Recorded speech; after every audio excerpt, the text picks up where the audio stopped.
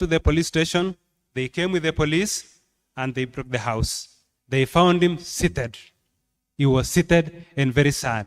And people are wondering, do you mean when you have money, you also become sick? They give history and they see this man has been well all along. So this is to tell you, to make you understand that depression is real. Now we have a challenge when it comes to students. You have to juggle with all types of life. You have to grasp new concepts. You have to beat the deadline. You have to burn the midnight oil because you want to pass the exam. Now, when you have a mental health problem, when you have a depression, do you think it's possible? It is not possible. So mental health is real. We need to understand. We need to open our eyes so that when you discover that someone is not helped, then you are able to come in. Some of these mental illnesses, you may not discover that you are unwell. Only someone who is closer to you will discover that you are unwell. So this is to say, let us all open our eyes so that we are able to come in and aid our friends who are being affected by mental illness. It is very simple to know that you have a depression. First thing that you need to understand is that you will start lacking sleep.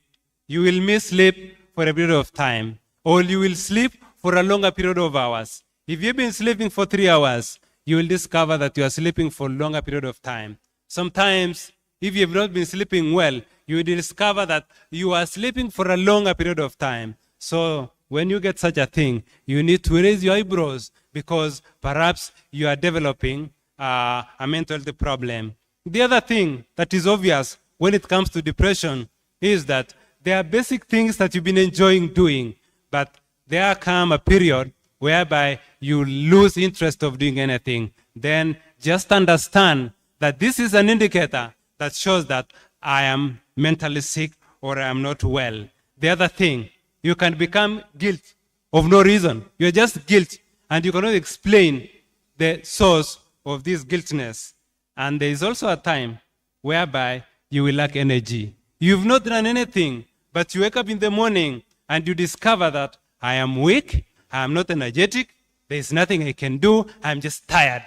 Then you need to raise your eyebrows.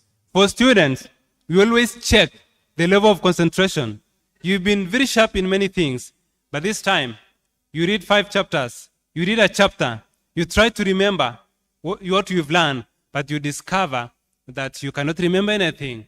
Your concentration of grasping is different. In fact, the memory cannot be created because there is something wrong. So let's understand that the depression is something that is real, and it will affect anyone regardless of your status, regardless of the source of money, but depression is real.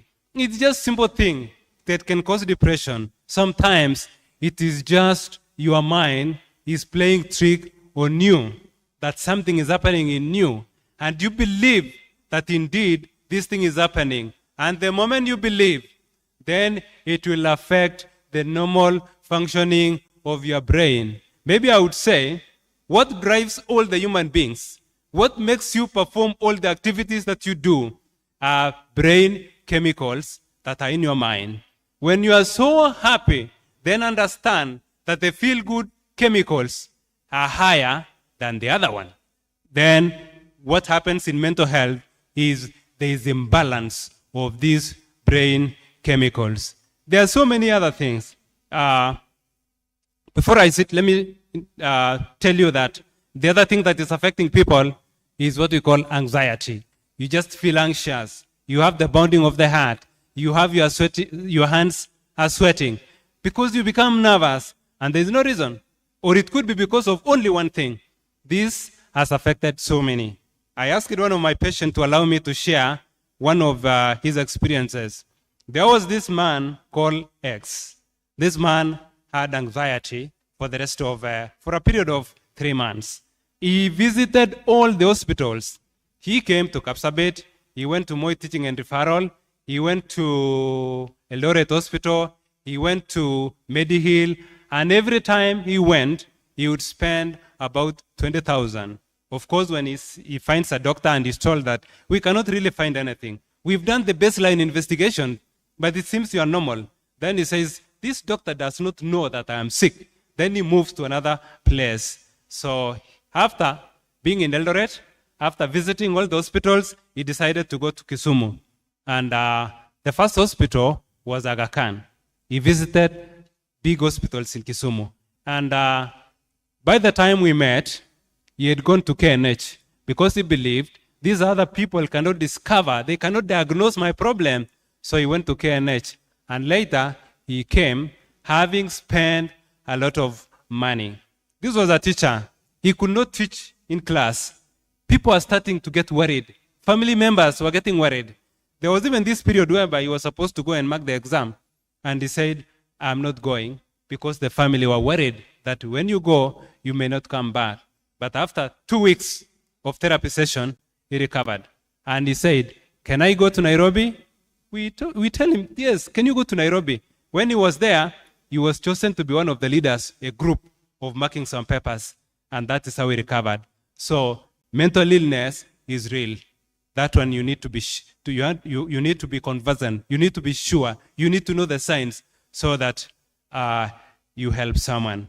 And lastly, before I sit, is something that is coming up slowly by slowly. We have gambling. It is a mental health disorder. In fact, it's called gambling disorder. It is sweeping majority of the people. It is sweeping the young men. It is sweeping the old men. Reason? It is because of the brain. What I told you. When you gamble and win, the feel-good hormone goes up. And you feel so good because you've won. And you keep on trying and trying and trying. Of late, I've been working with 2 people. One person had lost about 7 million because of gambling. And he was about to sell the land when he was brought to another place. And as we speak now, he has recovered. But what is remaining is to pay the debts because he had borrowed money from people. This was a well man. This is a man who had money. So you can imagine someone who has been operating with millions. If he comes to you requesting for 300,000, will you refuse? Because they used to know this is a man who handles money. So it is real.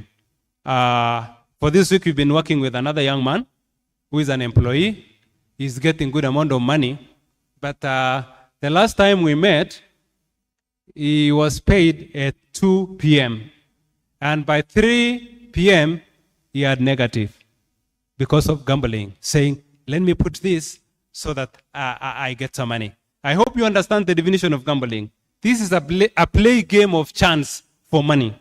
And it's unfortunate that nowadays, people don't need to go to casino. But you just sit in your house, use your phone, you gamble, you win, or you lose.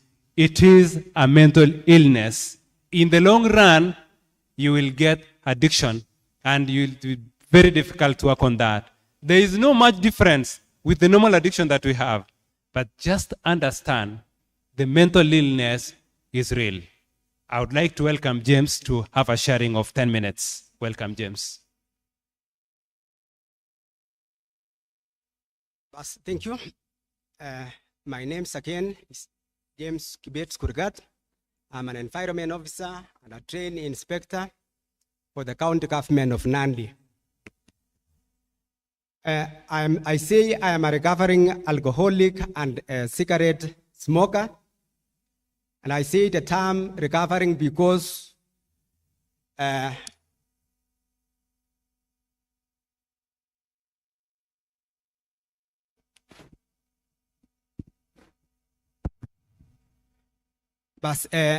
addiction to drugs and substance is something which is real.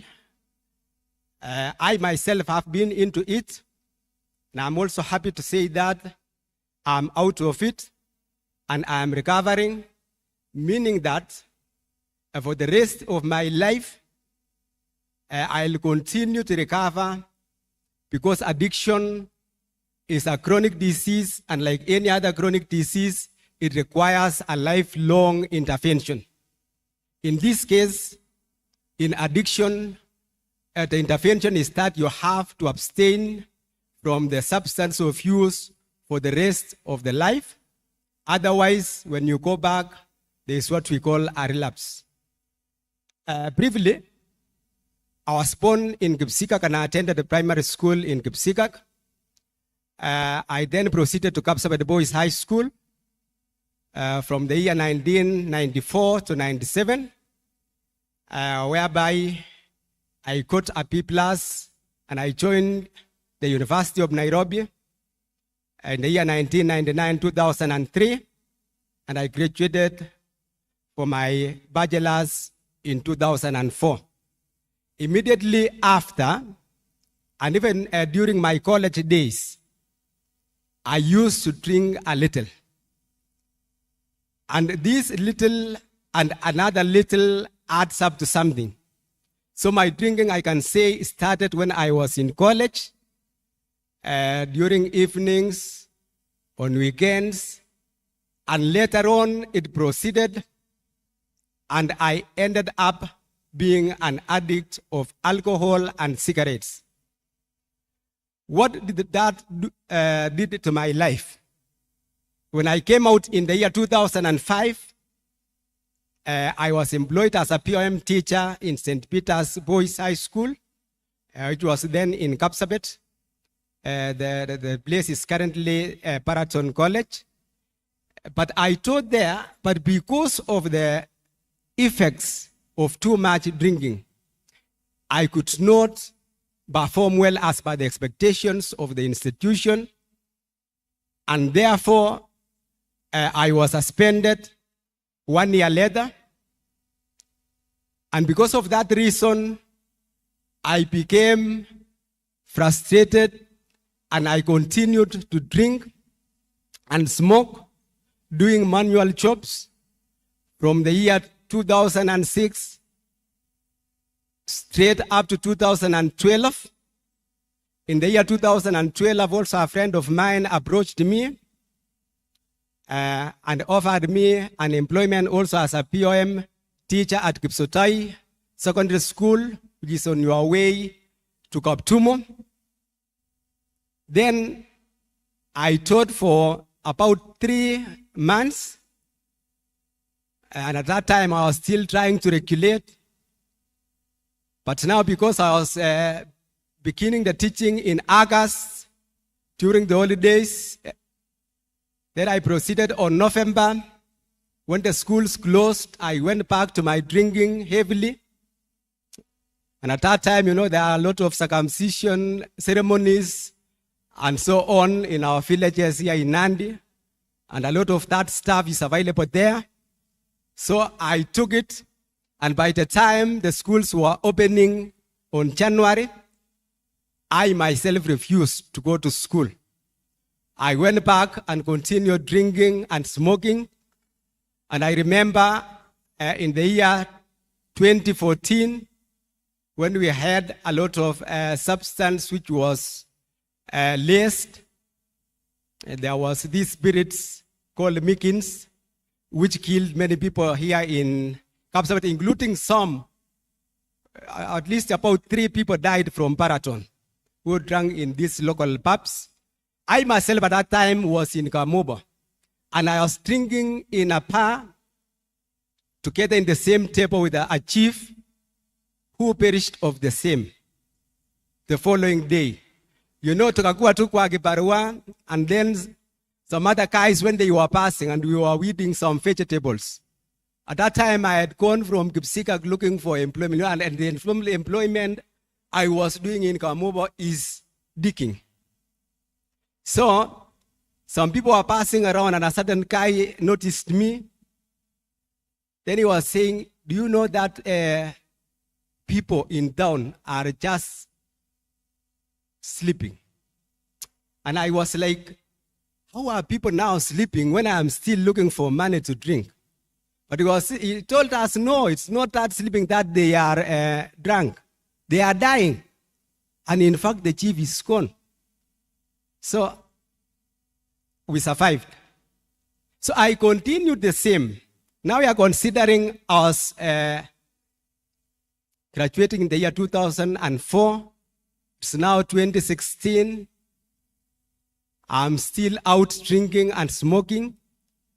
Another year passed, and in 2018, some friends of mine, whom we schooled in Kapsabet High School together, at that time they are married, they are employed. In fact, the one who found me in my home place was an MCA in Siwa ward, and he was able to rescue me with other friends.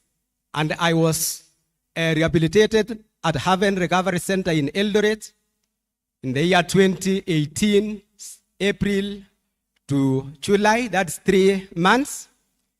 I was out of there, and because I followed the instructions which I got from the rehabilitation and also by the help of the Almighty God, from then I have not tasted either alcohol or cigarettes up to date.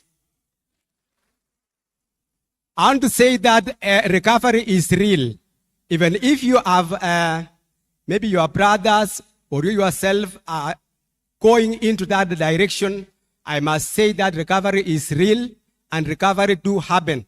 So from then, after some short time, also I believe by the mercies of God, when I came out of there, I got my employment on contract with the county government of Nandi as an environment officer. And at 10 also, I started going to church. And me, I am a believer of God, and I serve God in the Catholic Church. So after about 1 year, I was nominated as the chairperson of my local church, and I progressed. I was also nominated as the chairperson of Meswa Sub-Parish, and then as a vice chairman of Namgoi Parish, that is the Catholic Parish. So I've continued serving God in those capacities up to now. I am now married with 2 kids, and you know, I was now marrying in the year 2020. So when I had 42 years, so my friends had married long time ago. In fact, the friend who found me was taking her girl to Kablong girls all along from Siwa. That's where he encountered me on the road, and he was able to rescue me. But I want to say that there is nothing which can be said like it's too late. There is nothing which is too late.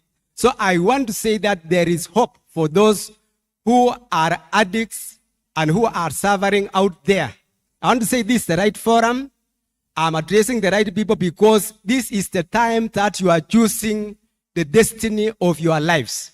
So I want to urge each and every one of you, please, don't indulge yourselves in substance and drugs because it can waste your life. Otherwise, thank you very much for listening to me. Much we can talk another time. It's because of time. Maybe if you want to reach me for more, my contact phone number is 0724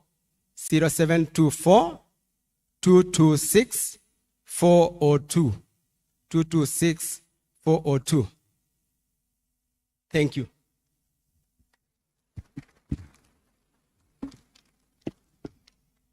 Ladies and gentlemen, good evening.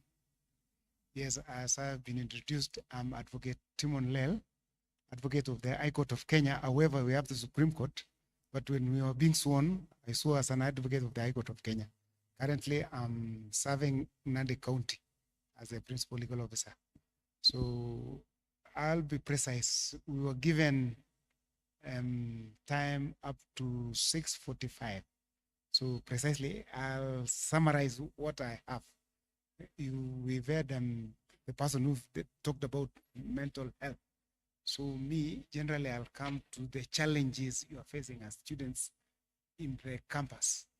Generally, when we come to an institution, when you join the institution, we come from different backgrounds. There are people who are financially able, there are people who are moderate, and there are people who have challenges But all in all, God has given you the opportunity to be in this institution. So it's upon you as an individual. Currently, the economy of this country is so challenging, and it has costed people to get frustrations and even end up their lives. Most of our students are suicidal. The challenges come in different aspects. It's not one avenue which can make one end up their life. And I believe if I ask a question across, is there any person who have never thought of ending life amongst you? You can raise up or raise up the hand to confirm. In your lifetime, if I may ask generally, is there one who has not thought of ending life? It's a difficult question. But ask yourself, let me not, just don't display it to me. Ask yourself, what makes one think of ending life? Why should you end? You see, that is mental health. You see, in life, God gives you an opportunity, and that opportunity, utilize it rightly. There's a saying I used to capture when I was still a youth like you. You only live once, but if you live right, once is enough. So always when you are in this institution, try to live right. If you live right, there is no day you will try to end your life. Ending life is a fact. I believe majority of you are Christians, if not all. And as a Christian, if you read in Psalms 90 verse 10, our life expectancy is only 70. 70. Can you calculate your age? 70 minus your age, balance could be 2/3. Some of us probably we have only 1/3. And it's a fact, we have to exist in this world. So why should you rush? And God has given you opportunity to live. Now you are in an institution. So let me summarize. In the challenges we have in institutions comes to the issue of money. Money is something which is just but a consideration which you just exchange with another one so that you can get some item. But now the financial aspect is what constrains some other people not to meet the basics. But let that one not give you challenge to an extent of getting frustrated or getting depressed. I thank God you are in an institution whereby you can get some manual duties. So you go out of your way. I know your faculty could not be related to what you can be given by this institution to serve. But when you're giving service, give it wholeheartedly. Finance is just but for a while. When you graduate, you will gain and God will open your ways. Number two, you have rigorous academic works in all your faculties. Definitely, you have a target. You have to pass your examinations so that you achieve and you graduate. Concentrate. Have passion. What am I saying? Have passion in what you are pursuing. Assuming probably finances made you not to pursue your choice. But now, can you just do what you call mind shift? Do mind shift so that at least you like what you're doing. Have passion so that at least at the end of it all, you achieve.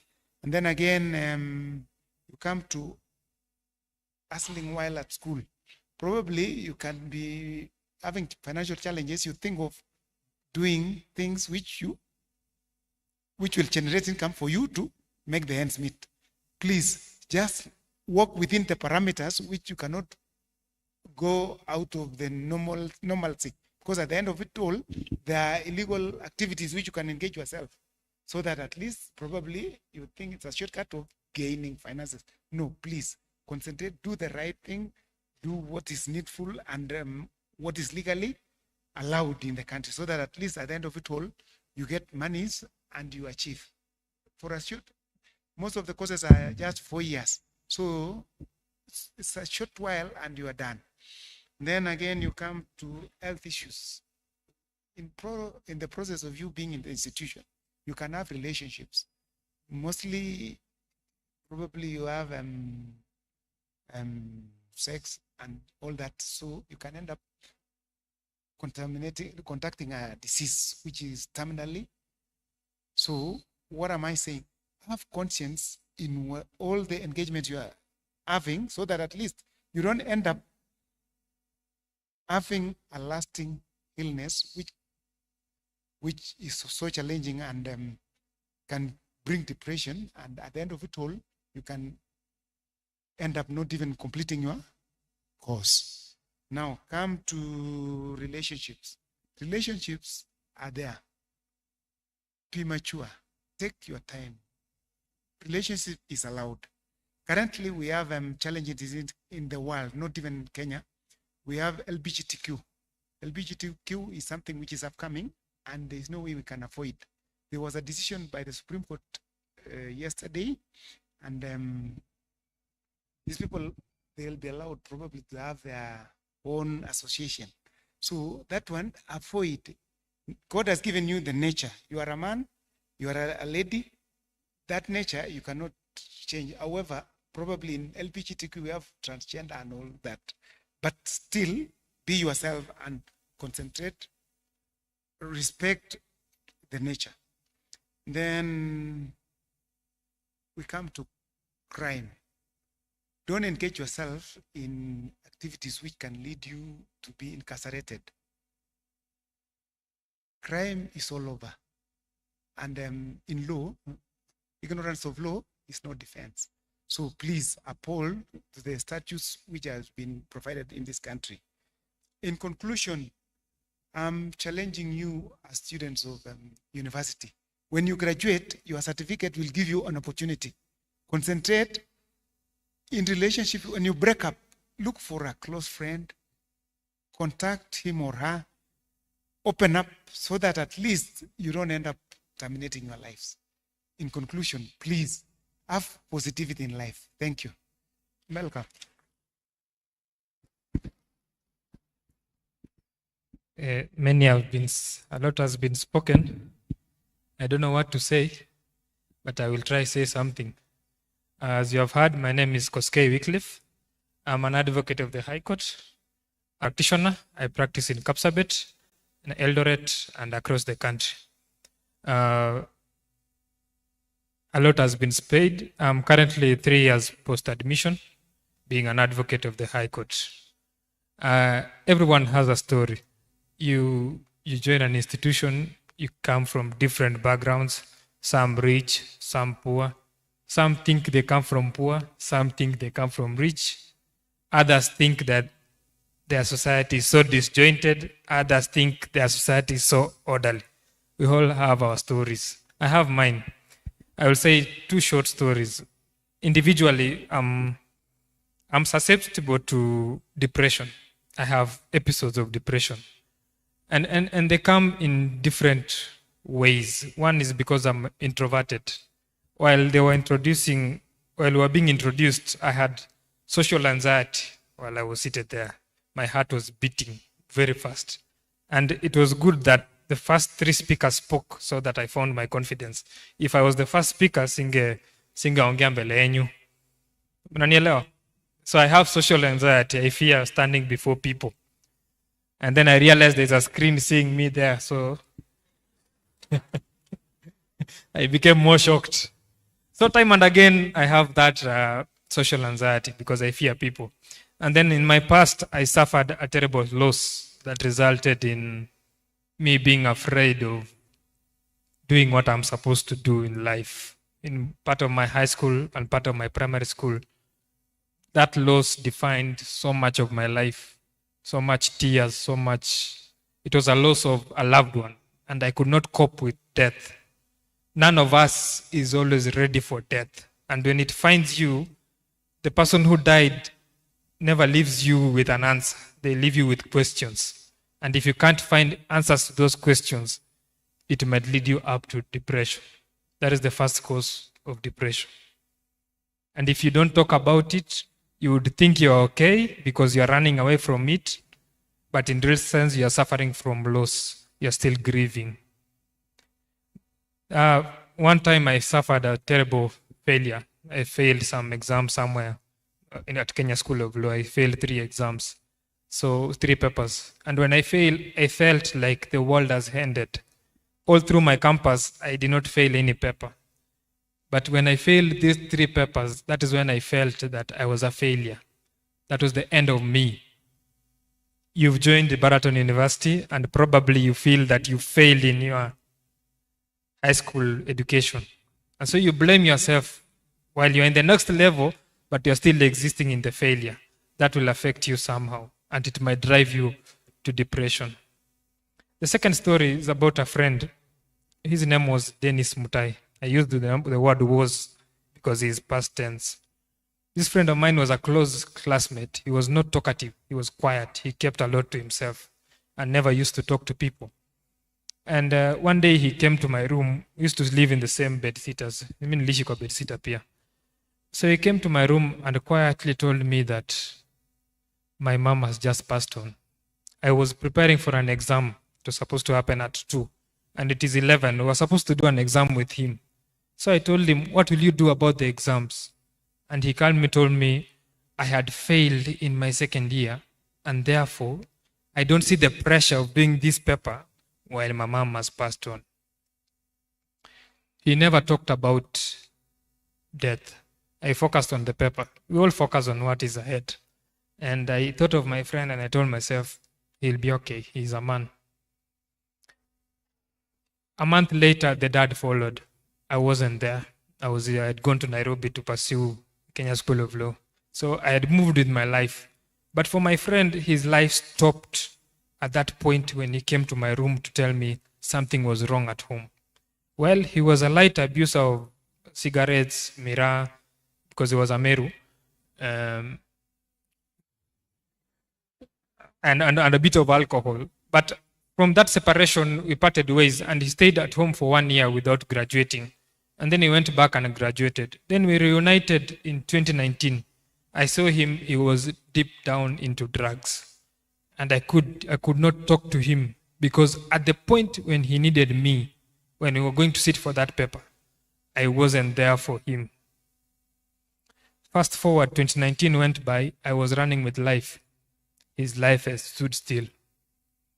2020, at the beginning of Corona, March, one morning, on a Saturday morning, I saw somebody post on the WhatsApp status. He said, the guy is no more. I had not talked to him for over 1 year.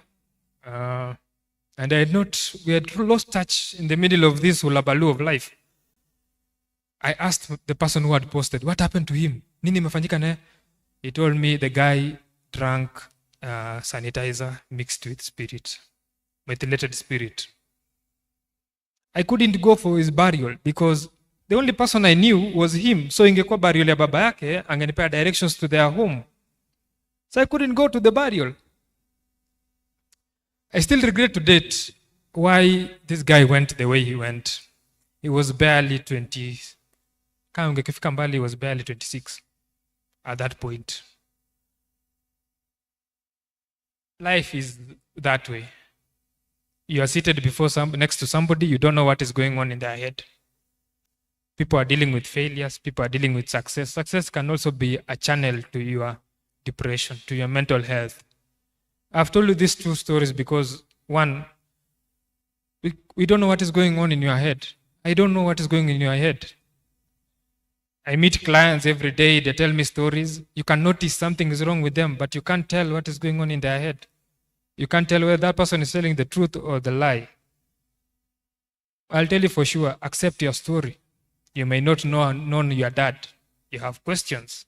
You may not know your mother. You may not have so many questions about life. I can't answer them. God can't. And probably the person seated next to you can't. But accept these life experiences. They form part of this life. Personally, when I accepted, one, that I'm an introvert, I learned a lot. That was the day I can call my Savior's Day because I met my Lord. I realized that I can't be like everyone. I used to think I'm weird because I could keep quiet or disappear to some room and sleep the whole night and the next morning. Or I would stay up watching movies until 3 in the morning so that nobody disturbs me. Who are you? What are you? What do you stand for? You have questions for your life. I don't have answers for you, but travel this life knowing that you're going to experience different perspectives. You came into this place, probably you are culturally shocked. That's another cause. You are shocked that kumbe kuna university inaitwa hii. You come from the village where life is below poverty level. You're not even at the poverty level, you're below poverty level. And you have not accepted that you come from that environment. You're still fighting that I want to look like I'm rich. I'm not poor. But in real sense, the reality is you're from a poor background. Once you accept it, that's when you can change it. You think that you come from a rich background, but in real sense, you don't come from it. So you pretend you live another life. You try to impress people. You try to impress your friends. You try to be like everyone. Be yourself. But you can't be yourself if you're not self-aware of yourself. That's why I redefine this mental awareness week. It shouldn't be mental awareness week. Should be self-awareness week. Our generation don't know who we are. Our society defines us, and you take that. People in your village have been calling you witches, and you have accepted that to be the truth. People have looked down upon you, and so you look down upon yourself. You have a low self-esteem. That's another cause of depression. Time is of the essence. I can see darkness is in. It means it's about 7. Yes, it is 6:53. I pray for 2 minutes. Kindly, the organizers. If you don't allow me, I will continue. So, once you accept who you are, have an identity. The reason why LGBTQ is a training, it's a key issue in the society as we speak now, is because they attack your identity. The society always looks after your identity. They give you drugs because it will make you escape or run away from your identity, who you really are. I don't know how many of us can sit 15 minutes in a room with no phone, no laptop, no screen, no TV, just silence. How many of us can sit for 15 minutes with ourselves? How many can go back in and introspect on who we are? Trust me, it's very few in this room. And you know I'm right. You can't sit still to explain why things happen to you. And that's life. Finally, theorists have said there's a word called dignity, human dignity. Human dignity, defined in professional terms, it means the subjective value which I recognize in the objective value of another person. This, let me explain in simple terms, it's called about self-worth. What is your worth? As a young man, as a young lady, you are building your worth. And your worth can be seen in yourself, feeling that you are worth of something, and expressing that worth in another person's worth. Worth is value. Worth is what you define as worth is what is important to you. If what is important to you is love, then I can love another person. Are we together? Are we together? Or I'm by myself? Are we together, please? So the society has defined everyone, and we have taken that to be our dignity. Dignity encompasses different aspects of ourselves.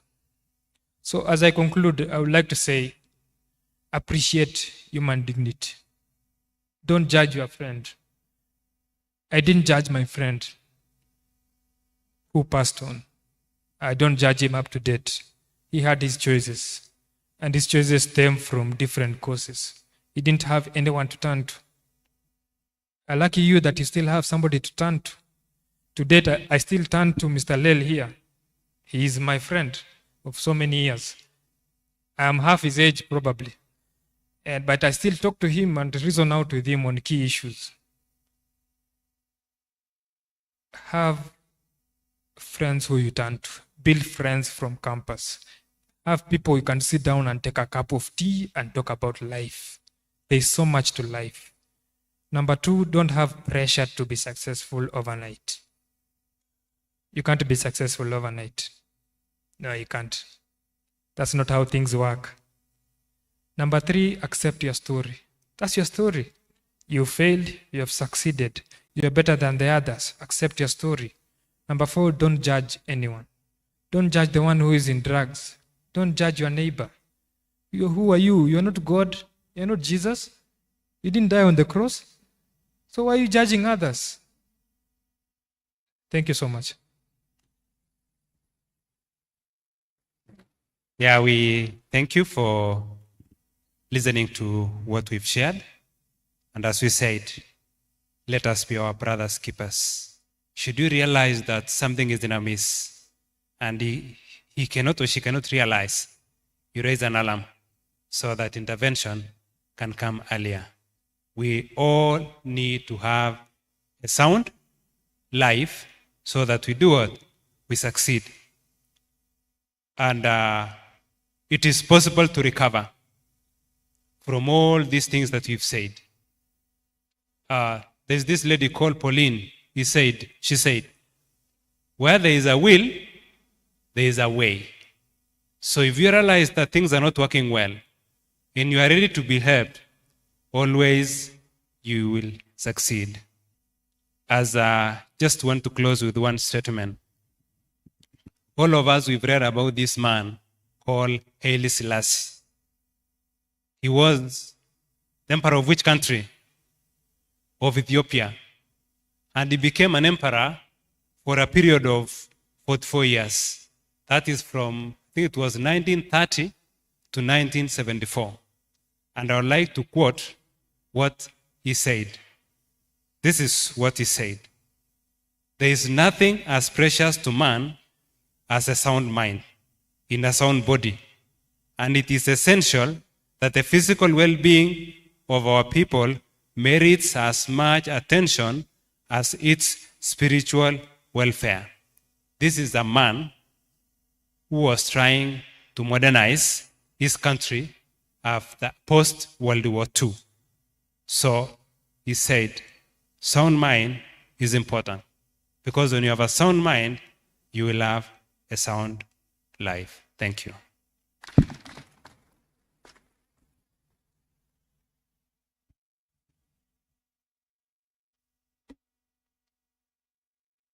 What do you have to say to our guests? I just take this opportunity once again to actually thank our guests for sharing about life experiences. As you know, it is a topic that was to be discussed today, and it has been really well handled and tackled. They have come with the people, actually with their team members, who have elaborated on how they have handled their mental health, illness, and how they have got a sound mind that promoted their sound life.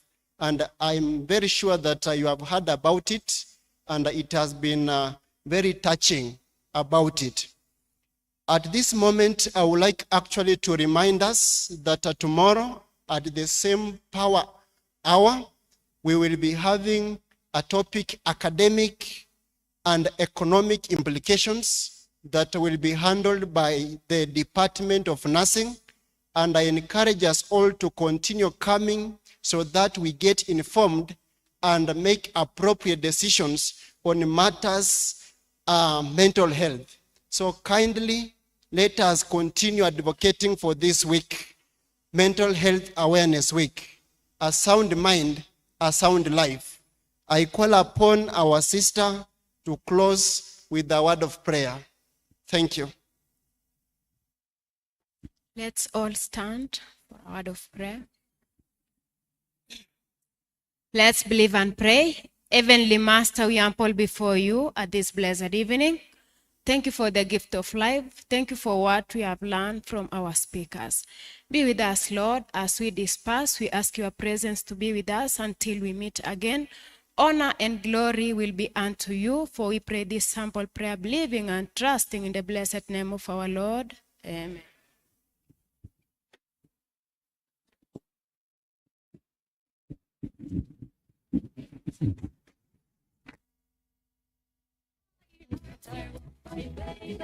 with you. I endure the rugged road. I walk by faith, I walk with you. I will fail the rugged trail. I walk by faith, I walk with you. Till I reach the other shore. I walk by faith, I walk with you. I worship you with all my heart.